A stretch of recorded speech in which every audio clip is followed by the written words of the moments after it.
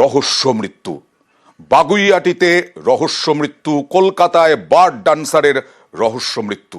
বাগুইআটিতে এই অভিজাত আবাসনেই মেলে ওই বার ডান্সারের দেহ, গলায় কাটা দাগ। আর ওই বাড়িতে, ওই অ্যাপার্টমেন্টেই, ওই ফ্ল্যাটেই এই মনীষা রায়, মৃত বার ডান্সারের দেহ মেলে। আটক করা হয়েছে তার বয়ফ্রেন্ডকে।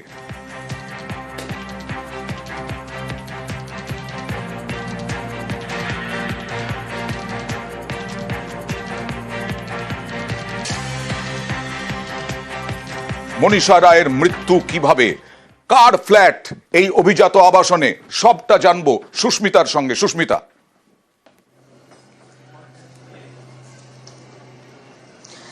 দেখো অয়ন্দা, এই মুহূর্তে সেই ফ্ল্যাটের সামনে দাঁড়িয়ে রয়েছে অভিজাত আবাসন দেশবন্ধু নগরের। সেই ফ্ল্যাটের ছবিটা একবার দেখাবো। এই ফ্ল্যাটের 3 তলায় থাকতেন মনীষা রায় এবং দীর্ঘদিন ধরেই তিনি এই অভিজাত আবাসনের 3 তলার ফ্ল্যাটে থাকতেন। নিজস্ব ফ্ল্যাট তার, এমনটাই জানাচ্ছেন যারা স্থানীয় বাসিন্দা রয়েছেন তারা। কিন্তু কিভাবে এই মৃত্যু, সেটা নিয়ে এখনো পর্যন্ত জল্পনা দানা বাঁধছে। এবং বাগুইআটি থানার পুলিশ আধিকারিকেরা তারা গতকাল রাতে যে পুরুষ বন্ধু তার ফ্ল্যাটে ছিলেন, মৃত্যুর সময়কালীন অবস্থা থেকে আরম্ভ করে দেহ উদ্ধারের সময় পর্যন্ত যে পুরুষ বন্ধু ছিলেন তাকে এই মুহূর্তে জিজ্ঞাসাবাদ করছে।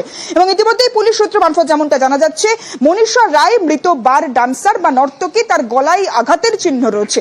তাহলে কি খুনের কোনো ঘটনা নাকি আত্মহত্যা, সেই গোটা বিষয়টি এই মুহূর্তে পুলিশ খতিয়ে দেখছে। এবং ইতিমধ্যেই দেহ উদ্ধার করে আরজিকর মেডিকেল কলেজে পাঠানো হয়েছে। সমস্যা ছিল কিনা আজ সকালে সুস্মিতা, যা জানা যাচ্ছে, খাটের ওপর থেকে দেহ উদ্ধার হয়েছে, গলায় আঘাতের চিহ্ন রয়েছে। শ্বাসরোধ করে খুন নাকি আত্মহত্যা? মানে আমি বলছি যে বয়ফ্রেন্ড রয়েছেন, তাও আত্মহত্যা কিভাবে হবে, নাকি খুন? এর আগে কোনো সমস্যা ছিল কিনা? ওখানে প্রতিবেশীরা কি বলছেন? এই যে মনীষা রায়, তিনি আসলে কোথাকার বাসিন্দা, তার পরিবার কোথায়, তাকে কিছু জানা যাচ্ছে?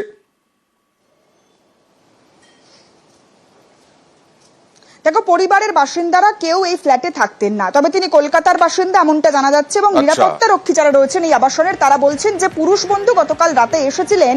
তিনি বেশ কয়েকদিন ধরেই যাতায়াত করছেন এই ফ্ল্যাটে, শুধুমাত্র রাতে নয় দিনেও আসতেন তিনি এই ফ্ল্যাটে, এমনটাই জানাচ্ছেন নিরাপত্তা রক্ষীরা।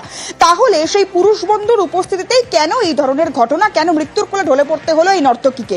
এবং যেমনটা পুলিশের তরফ থেকে জানা যাচ্ছে যে এই মহিলা বা এই নর্তকীর দেহ যখন উদ্ধার করা হয় তখনও পর্যন্ত তার পুরুষ বন্ধু সেই ঘটনাস্থলে উপস্থিত ছিলেন। এবং যেহেতু সেই ফ্ল্যাটের কোলাপসেবল গেট তালাবন্ধ ছিল এবং তালার চাবি ছিল মনীষা রায়ের কাছে, ফলত সেই চাবি দিয়ে তালা খুলে বা চাবি না পেয়ে তালা খুলে বেরোতে পারেননি সেই পুরুষ বন্ধু, এমনটাই অনুমান করছে পুলিশ। এবং এই গোটা ঘটনার সঙ্গে সেই পুরুষ বন্ধুর কোনো যোগসাজশ রয়েছে কিনা সেটা এই মুহূর্তে যেমন খতিয়ে দেখার চেষ্টা করছে বাগুইআটি থানার পুলিশ আধিকারিকেরা, ঠিক তেমনি পুলিশ এও জানার চেষ্টা করছে গতকাল রাতে কোনো রকম ঝামেলা হয়েছিল কিনা। যদিও যারা ফ্ল্যাটের অন্যান্য বাসিন্দা রয়েছেন তারা বলছেন তারা গতকাল কোনো চিৎকারের শব্দ শুনতে পাননি। বন্ধ ফ্ল্যাটে কি ঘটনা ঘটলো গতকাল রাতে এবং